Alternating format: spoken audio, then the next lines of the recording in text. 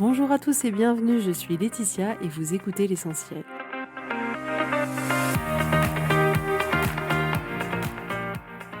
L'essentiel est le podcast de coaching où je partage avec vous les outils et les techniques pour vous permettre d'avancer et d'avoir la vie que vous voulez.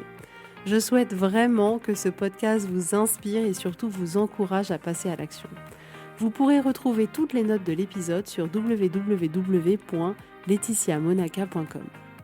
Pour ne rien louper, abonnez-vous au podcast sur la plateforme d'écoute que vous utilisez pour être tenu informé des nouveaux épisodes. Et pour finir, si vous avez aimé ce podcast ou tout simplement que vous pensez qu'il peut aider d'autres personnes, parlez-en autour de vous, ce serait super chouette. Et laissez-moi 5 étoiles et un petit mot sympa, ça m'aidera énormément à le faire découvrir et ça fait toujours plaisir. Voilà, je vous souhaite à tous une bonne écoute.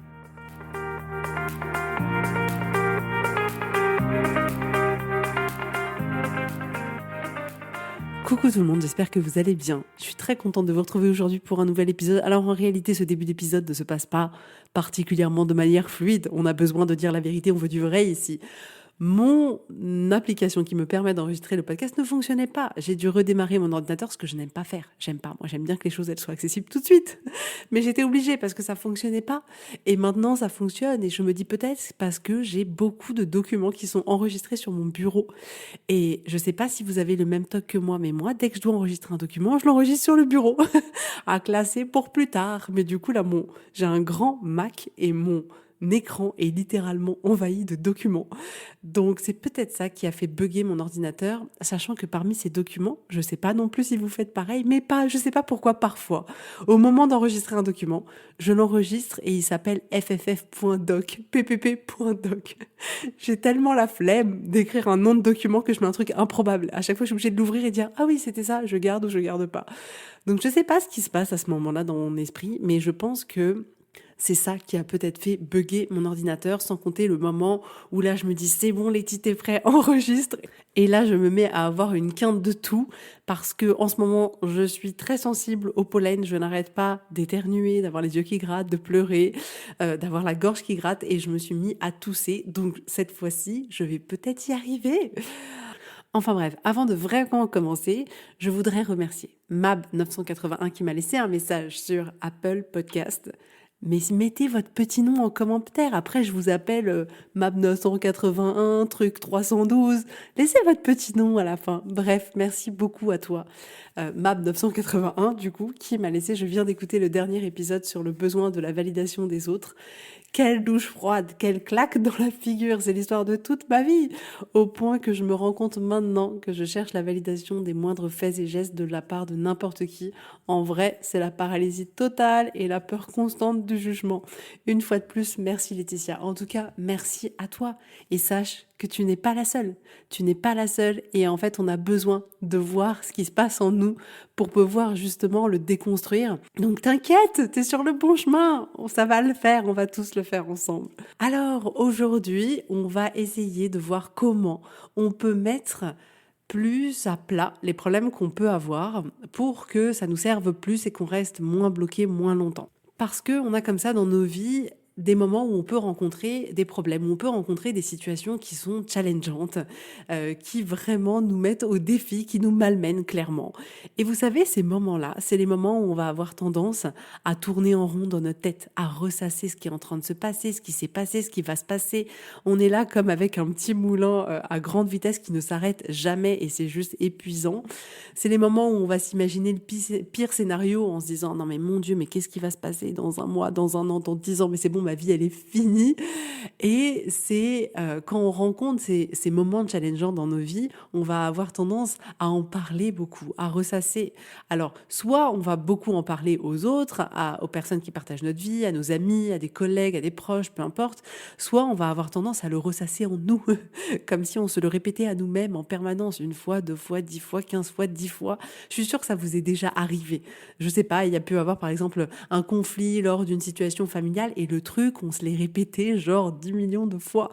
Et quand on rencontre ce genre de problématique, on va avoir tendance à chercher des responsables parce que c'est très inconfortable de prendre sa part de responsabilité et c'est très inconfortable de ne pas avoir de coupable. C'est comme si on aimait bien. Au moins, on peut mettre notre énergie, déverser notre colère, notre insatisfaction sur quelqu'un et on peut comme ça passer mais un temps infini à refaire tout. Alors en fait, c'est un tel qui a dit ça, donc en fait, c'est lui qui a commencé, c'est lui qui est responsable et on est comme ça dans notre tête à essayer de trouver le coupable. Et on peut aussi à ces moments-là passer beaucoup de temps, vous savez, à se dire et si, genre, mais si j'avais pas fait ça, si j'avais pas dit ça, mais si cette personne elle avait pas fait ça, mais si, mais si, mais si, mais si, et un peu du genre, eh ben en fait j'ai un pouvoir surnaturel qui va me permettre de repartir dans le passé, et vu que dans ma tête j'ai fait des et si ça s'était pas produit, en fait je vais pouvoir changer le cours de l'avenir. Et on passe du temps comme ça, mais je vous rassure, je le fais aussi. Ouais, mais si j'avais pas dit ça, ça se serait pas passé comme ça, je me serais pas senti comme ça. Et on passe comme ça beaucoup de temps à essayer de faire des scénarios qui sont juste plus valables au moment, à l'instant T où on est. Donc à ces moments de vie, où la vie nous challenge, où la vie nous bouscule, où la vie nous renverse parfois, on a naturellement l'envie de fuir. L'envie de fuir ce moment désagréable, l'envie de fuir ce qui se passe à l'intérieur de nous, l'envie parfois de fuir certaines personnes. Et c'est là où on va pouvoir avoir tendance à se réfugier dans la nourriture, parce qu'il y a quelque chose de très réconfortant dans le fait de mettre notre cerveau sur off. Et ce qui va nous permettre parfois de pouvoir mettre notre cerveau sur off, c'est de l'occuper à autre chose. Donc on va l'occuper à Netflix, on va l'occuper à être sur les réseaux sociaux et à regarder la vie des autres, on va l'occuper par exemple à faire du sport, on va l'occuper en travaillant beaucoup et on va comme ça vouloir trouver un moyen de fuir pour ne pas se retrouver face à soi-même, pour ne pas vivre ce qui se passe à l'intérieur de nous parce qu'à ce moment-là, ça nous paraît trop difficile et on veut juste à ce moment-là trouver un moyen de se dire ok, comment je peux faire pour ne pas vivre ça. Et à ces moments-là, bizarrement, qui peuvent être challengeants dans notre vie, ce qui est étonnant de voir, et je le vois vraiment de plus en plus, alors pour moi c'était hyper flagrant, mais je le vois aussi beaucoup chez les femmes que j'accompagne, c'est que on a du mal à demander de l'aide. Moi, je suis quelqu'un, mais c'est de par mon histoire. Je veux dire, j'ai eu une maman qui nous a élevés seuls, qui a eu l'appui de personne. J'ai été construite dans cette idée de tu peux compter que sur toi. Donc c'est hyper naturel chez moi de ne pas demander d'aide. Clairement, euh, voilà, c'est comme si c'était anti-nature et ça me demande un réel effort. Et on peut avoir comme ça tendance à ne pas demander d'aide. Alors même que c'est une période de notre vie où on aurait besoin d'aide, où on aurait besoin du soutien des autres, qu'on aurait besoin de l'écoute des autres, qu'on aurait besoin de l'amour des autres. C'est un moment où on peut avoir tendance à se renfermer et à ne pas demander d'aide. Et ce qui se passe, en fait, c'est que l'intégralité de ce qu'on va avoir tendance à faire dans ces moments-là, à savoir tourner en rond, imaginer le pire, ressasser, chercher des responsables, fuir la situation, etc., tout ça va avoir pour conséquence que, en plus de la situation compliquée qu'on rencontre, on va se sentir encore plus mal. On va se sentir encore plus mal, on va pas avancer d'une certaine manière. Parce que vous imaginez bien qu'en fuyant le problème ou en restant dans des boucles à l'intérieur de notre esprit, c'est pas ça qui va nous permettre d'avancer. Donc, on a l'impression parfois que on va avancer en y pensant beaucoup, mais c'est pas de cette manière-là qu'en réalité on avance vraiment et réellement. Et le fait de rester dans cet état-là fait que cette situation dans laquelle on ne se sent pas forcément bien, elle dure plus longtemps dans le temps. C'est vraiment comme si on faisait durer ça. Il y a le problème et après il y a toute la phase supplémentaire que nous on rajoute et qui est aussi du temps supplémentaire dans lequel on va rester dans cet état où on n'est pas franchement, où on se sent pas franchement bien. Et ce qui se passe à force d'agir de cette manière-là, c'est que on peut avoir tendance à perdre confiance et à plus se sentir capable, à plus se sentir capable de remonter les challenges que la vie, elle nous offre. On va plus se sentir la capacité d'aller de l'avant, de pouvoir trouver des solutions par soi-même. C'est vraiment comme si on se dit, mais en fait, c'est horrible, je suis un peu piégée. D'une certaine manière, c'est un peu comme si dans notre esprit, on se disait, en fait, la seule manière, là, c'est d'attendre et d'espérer que les choses, elles aillent mieux. Et à ces moments où c'est difficile pour nous, ce que j'ai remarqué, notamment sur moi en premier lieu, et finalement ce qui est commun, mais à nous tous, c'est qu'on a du mal à se créer cet espace de sécurité. Cet espace dans lequel on s'offre la possibilité de pouvoir tout ressentir. De pouvoir tout ressentir et où on est là pour nous, sans jugement, juste d'accueillir. Ouais, je me sens pas bien. C'est vrai ma cocotte, tu te sens pas bien. Viens, assieds-toi. On va regarder ensemble, on va écouter, on va observer et ça va aller et je serai là pour toi. Et cet espace-là, on se l'offre pas. Et ça a rien d'anormal. On se l'offre pas parce que on sait pas comment faire, parce qu'on nous l'a jamais appris. On nous a appris au contraire à faire exactement ce qu'on est en train de faire. C'est-à-dire que, souvenez-vous, quand vous étiez petit, on vous disait pas «Oh, tu es en train de pleurer, tu es contrarié, viens, je vais essayer de comprendre pourquoi, viens, accueille ton émotion». Non, on nous disait «Ok, tais-toi, passe à autre chose et ça va aller». Et nous, c'est exactement ce qu'on fait dans notre vie adulte. On se dit «Ok, là, il y a un problème. Non, ok, vas-y, tais-toi, ressasse à l'intérieur de toi, mais fais pas trop de bruit, s'il te plaît. Demande pas d'aide parce que tu peux très bien régler ça par toi-même. Et voilà, fais autre chose, passe à autre chose, fuis dans quelque chose et tu verras, ça va aller. Mais la vérité, c'est que tant qu'on n'explore pas ce qui se passe à l'intérieur de nous, tant qu'on permet pas à ce qu'il y a à l'intérieur de nous de vivre, d'être là, d'être présent, ça s'en va pas. C'est pas vrai, ça ne s'en va pas du tout, du tout, du tout, jamais. Et c'est pas du tout ce que je veux pour vous parce qu'en fait, c'est tellement destructeur. C'est tellement destructeur à l'intérieur de nous, c'est destructeur aussi dans toute cette vie qu'on essaye de construire autour de nous. Parce que vous imaginez que quand on va pas bien, les autres le savent. On va pas se mentir, les autres le savent. Il y a pas si longtemps, j'ai rencontré une situation difficile et j'étais en train de me balader en famille. Et là, mon fils arrêtait pas de me dire mais maman, ça va? Et je lui disais oui, oui, je suis fatiguée. Mais en fait, il sentait. J'avais pas besoin d'évoquer mon problème, j'avais pas besoin d'en parler. Il savait, il sentait. Donc la réalité, c'est que les gens autour de nous, ils perçoivent tout ça. Donc on a tout intérêt à s'occuper de ce qui se passe à l'intérieur de nous, à nous permettre de faire ce cadeau, de demander de l'aide, de faire ce cadeau, de nous autoriser à ne pas être bien, de nous autoriser à vivre ce qu'on a à vivre à l'intérieur pour pouvoir le laisser partir et pour pouvoir s'épanouir et recréer des liens extraordinaires avec les gens qui nous entourent. Mais nous, ce qu'on a l'habitude de faire, c'est pas ça. Et c'est vraiment comme si c'était une méthode qu'on pratiquait depuis des années où on a l'habitude de fonctionner comme ça. Il y a un problème, je le ressasse, peut-être j'en parle aux autres, je demande pas d'aide, parfois je demande de l'aide, mais en fait, finalement, j'y crois pas que les autres vont pouvoir m'aider, et j'essaye de fuir dans la nourriture, dans tout un tas de choses, et c'est la méthode qu'on pratique depuis toujours. Depuis toujours.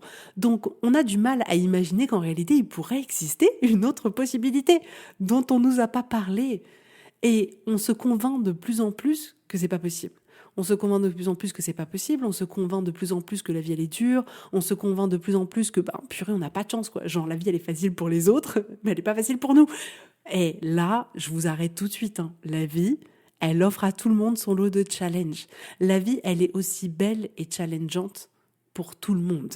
Il n'y a pas des personnes qui ont que les paillettes, les cotillons et les autres qui ont les tornades. Non, ce n'est pas vrai. Donc, vous inquiétez pas, on est tous dans le même bateau. Et j'insiste, c'est pareil pour tout le monde. Croyez pas que vous êtes différent, qu'il y a un truc qui cloche chez vous. Non, ça arrive à tout le monde. Et au-delà d'arriver à tout le monde, c'est OK. C'est OK que parfois ce soit difficile. C'est OK que parfois vraiment on en ait marre et que ce soit chiant et qu'on se dise non mais là vraiment il faut que ça s'arrête parce que j'en peux plus. C'est OK en fait, c'est normal. Vous n'avez pas à prendre bien tout en vous disant ok il faut être hyper positif pour tout, c'est la merde mais non en fait tout est merveilleux. Non pas du tout. C'est OK de ressentir tout ça. On est humain. Et on ne peut pas nous enlever cette part d'humanité. Donc vous avez le droit de ressentir tout ce que vous ressentez. Et je comprends tellement. Je vous comprends tellement à quel point c'est difficile, à quel point c'est inconfortable. Et je vous comprends pas intellectuellement, je comprends dans mon cœur et je comprends dans mon corps parce que je l'ai vécu et parce que je le vis encore. Et que ouais, parfois, mon Dieu, que c'est pas facile du tout. Mais vous avez besoin de créer cet espace d'amour, cet espace de bienveillance, cet espace d'écoute pour vous-même. Et parfois, vous allez peut-être avoir besoin de quelqu'un pour vous permettre de créer cet espace-là, parce que c'est difficile tout seul. Parfois, on ne sait plus trop par où commencer, comment faire. Ok, Laetitia, elle m'a dit de faire ça, mais en fait, mais je ne sais pas trop comment faire. En fait, moi, je n'ai jamais fait. Et en fait, à quoi ça ressemble et comment. Et je comprends. Et c'est là où parfois, on peut avoir besoin de quelqu'un. Et demandez de l'aide si vous avez besoin de quelqu'un. Donc aujourd'hui, ce que je voudrais vous proposer, c'est vraiment un truc tout simple pour vous permettre d'avoir plus de clarté un peu dans ces moments qui sont difficiles, qui sont challengeants. Et ma proposition pour vous aujourd'hui, c'est d'utiliser un stylo et un papier. Oui, c'est la réponse à tout.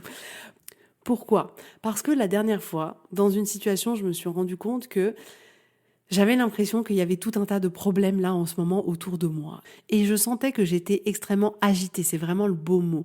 Un mix entre de l'agitation et de l'anxiété. Et à un moment donné, je me suis posée à plat pour mettre sur papier, c'était quoi tout ce brouhaha mental qu'il y avait? C'était quoi tous ces problèmes que j'estimais être des problèmes? Et en fait, en posant sur le papier ce qui se passait dans ma vie aujourd'hui, je me suis rendu compte qu'en réalité, c'était pas si ouf que ça. Et prendre ce moment-là, ça m'a permis de prendre un pas de recul. Un pas de recul que parfois, il est difficile de faire quand on reste bloqué dans notre tête. Et c'est ça que je vais vous proposer aujourd'hui, c'est que s'il y a quelque chose en ce moment qui vous challenge ou que vous avez l'impression qu'il y a beaucoup de sujets en ce moment qui sont challengeants, et ça peut être tout en réalité, hein, c'est pas forcément quelque chose de terrible dans votre vie, d'horrible, ça peut même être, en fait, je me sens débordée, l'organisation des vacances, la fin de l'année scolaire, je sais pas, l'inscription des enfants à l'école, et il y a plein de trucs, ça peut être ça ou ça peut être, en fait, je me sens pas bien parce que je sais pas, ça va pas dans mon boulot, ça va peut-être pas dans mon couple ou je sais pas, mais prenez ces situations-là et dans un premier temps, après avoir pris votre super feuille de papier et votre super stylo, écrivez. Écrivez avant d'écrire ce qui se passe dans votre esprit. Écrivez juste là comment vous vous sentez. Qu'est-ce que vous ressentez comme émotion à l'intérieur de vous? Est-ce que c'est de la peur? Est-ce que c'est du stress? Est-ce que c'est de l'anxiété? Est-ce que c'est du doute? Est-ce que c'est de l'incertitude? Est-ce que c'est de l'agacement? Est-ce que c'est de l'insatisfaction? Et notez. Notez comme ça une, deux, maximum trois émotions principales que vous ressentez en ce moment. Et ensuite, écrivez toute l'histoire que vous êtes en train de raconter. Ouais, parce qu'en fait ça, et puis ceci, et puis lâchez-vous, écrivez tout ce que vous voulez, écrivez tout, utilisez tous les jurons du monde, écrivez tout ce que vous voulez, écrivez, écrivez, écrivez. Et vraiment, je le répéterai jamais assez souvent, mais le pouvoir de l'écriture est juste dingue. Et écrivez toute cette histoire que votre cerveau vous raconte, parce que clairement, toute cette histoire-là, elle est optionnelle. Elle est optionnelle. Et on va avoir la possibilité de continuer à se raconter cette histoire-là ou de choisir de s'en raconter une autre. Mais notez tout ce qui vient, toute l'histoire. Et ensuite, essayez de noter, ok, c'est quoi réellement le problème là? Si j'enlève tout le brouhaha, toutes les pensées de un tel, de machin, de trucs, de bidule, c'est quoi le problème? Si je devais écrire ce problème en une phrase, ce serait quoi ce problème? Et écrivez-le. Et une fois que vous avez écrit ce problème, proposez-vous, là encore par écrit, de vous dire, ok, c'est quoi toutes les possibilités qui s'offrent devant moi? C'est quoi toutes les solutions que je peux trouver? C'est quoi tous les chemins possibles? Et faites-le. Et après, choisissez.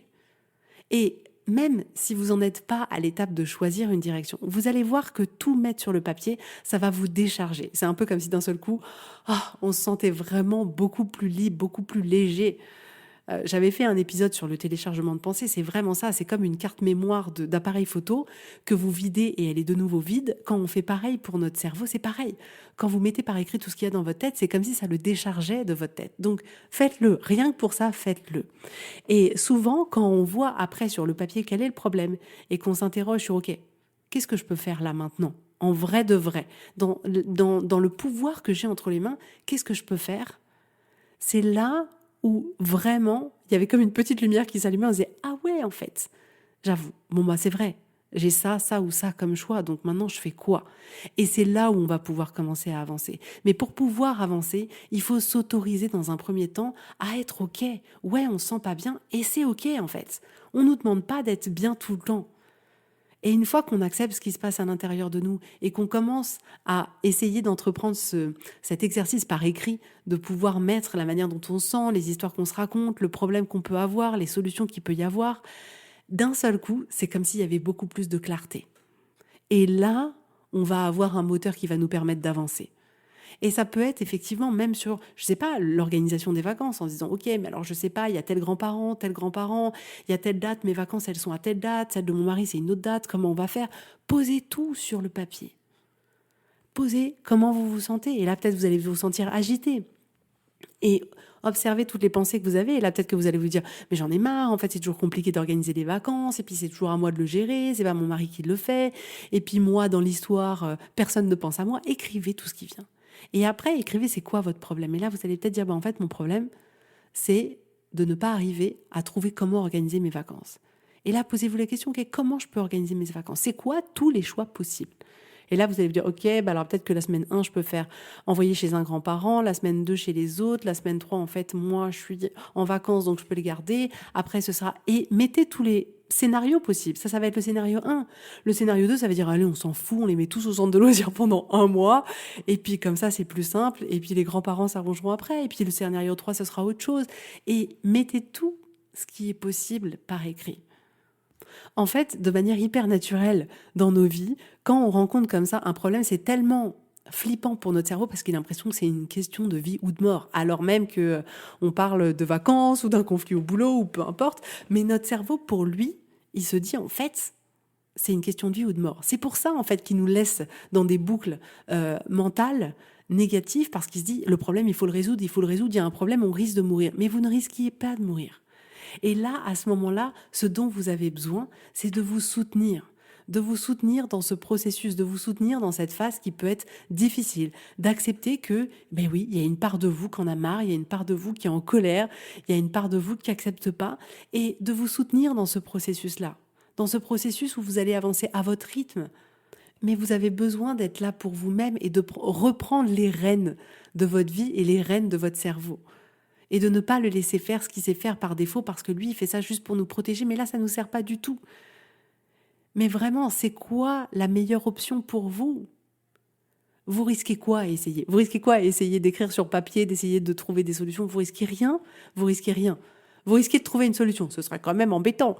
Non, mais sans rire. Prenez ce temps pour vous, mais vraiment, mais j'en ai marre. En réalité, je vais vous dire honnêtement, j'en ai marre de voir à quel point on est dur vis-à-vis de soi-même. En fait, ça suffit quoi. En fait, ça suffit. On peut être là aussi pour être là pour soi. On peut être là aussi pour se soutenir, pour s'accompagner, pour se motiver, pour s'emmener de l'avant, au lieu d'être là en permanence pour se juger, pour rester dans des situations qui sont douloureuses pour nous, qui nous font souffrir, qui nous soutiennent pas la personne qu'on est, la vie qu'on a envie d'avoir. On veut plus ça. On veut plus, ça suffit en fait maintenant. Maintenant, il est temps de se créer une vie qui nous soutienne. Et il est temps avant tout que nous nous soutenions nous. C'est pas le job des autres. C'est pour ça qu'en fait, c'est ça que je trouve merveilleux dans le coaching, c'est qu'en réalité, notre vie, notre bonheur, c'est nous, c'est jamais personne d'autre. C'est jamais personne qui va nous rendre heureux, c'est jamais personne qui va nous trouver des solutions, c'est jamais personne qui va nous permettre de créer le job de nos rêves ou je sais pas. Il y a que nous qui puissions faire tout ça pour nous. La vie nous apporte à chaque challenge, à chaque difficulté. La vie, elle nous apporte l'opportunité de nous soutenir, de nous faire ce cadeau de nous soutenir, de grandir, d'évoluer. C'est juste formidable. Donc vraiment, si vous écoutez ce podcast, je vous en supplie, franchement, prenez soin de vous. Prenez soin de vous. Faites en sorte que votre vie, vous la kiffiez. Faites en sorte de vous sentir bien. Faites en sorte de grandir. Faites en sorte d'accepter toutes les parts de vous, les plus belles et celles que vous aimez moins. Parce que oui, c'est comme ça pour tout le monde. On a envie de créer avec soi cette relation d'amour, cette relation de confiance, cette relation qui nous soutient. Parce que c'est cette relation-là qui va nous emmener le plus loin possible. Parce que c'est la première relation qu'on aura tout au long de notre vie, c'est avec nous-mêmes. C'est pas avec quelqu'un d'autre, c'est pas avec vos enfants, c'est pas avec votre mari. Non, eux, ils sont là que de manière temporaire. Nous, on est là avec nous-mêmes depuis tout petit, quoi. Depuis qu'on a pris notre premier biberon ou notre première tétée, on était là avec nous-mêmes et on sera là avec nous-mêmes jusqu'à la fin. Entre-temps, il y a des belles rencontres qui sont là, il y a des belles rencontres qui restent, il y en a d'autres qui passent. Mais nous, on est là avec nous pour toujours. Et on veut créer cette relation juste de dingue avec nous. Bon, bref, je suis partie un peu en dehors du cadre de mon podcast, mais c'est tellement important pour moi. C'est tellement important pour moi.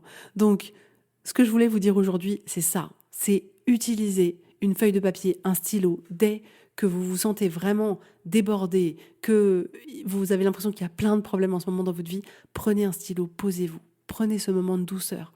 Et faites-le à la rigueur dans un cadre sympa. Il n'y a pas besoin de faire ce que je vous dis dans des trucs genre « Ok, je me suis mis à mon bureau, j'ai fait mes exercices. » Non, mais kiffez. Mettez-vous, j'allais dire avec un plaid, c'est pas tellement la saison parce qu'il fait 28 degrés, mais en hiver, mettez-vous avec un plaid, un chocolat chaud, un thé chaud, un café chaud, je sais pas, une bonne part de 4 quarts ou j'en sais rien. Posez-vous et réfléchissez à ce qui se passe à l'intérieur de vous en ce moment. Et notez vos émotions, le brouhaha mental, c'est quoi le problème, c'est quoi qu'il peut y avoir comme solution. Et prenez ce moment pour vous. En toute légèreté, il y a rien de sérieux. Il y a rien de sérieux, c'est pas à la fin, il y aura un bon point, une bonne note sur votre feuille. Non, prenez-le avec légèreté, genre tiens, je suis curieuse, avec curiosité. C'est ça le bon mot, c'est pas forcément avec légèreté, avec curiosité. Et dire ok, on va aller voir. On va aller voir tout le brouhaha qui se passe à l'intérieur de ma tête. Et on y va. Mettez-vous sur la plage, écrivez pendant que vous regardez votre enfant faire la baleine avec ses fesses dans l'eau. Et ben vous, prenez-vous un papier, un stylo et écrivez.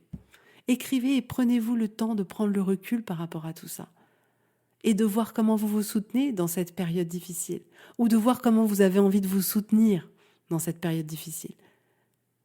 Et écrivez. Voilà, c'était mon message pour vous aujourd'hui, les amis. Donc, si vous voulez aller plus loin, réservez votre séance découverte. On va faire juste un travail de dingue ensemble. Moi, j'adore, mais vous savez pas. En fait, je voudrais vous transmettre mon enthousiasme, mais vraiment, on co-crée quelque chose qui est juste hallucinant, avec des transformations qui sont juste dingues et qui valent le coup. Donc, si vous pensez que c'est pour vous, et ça l'est peut-être pas, et c'est ok, mais si vous pensez que c'est pour vous, réservez votre séance découverte. En tout cas, je vous fais à tous plein de gros bisous, et je vous dis avec grand plaisir à la semaine prochaine. Bisous, bisous, bye bye.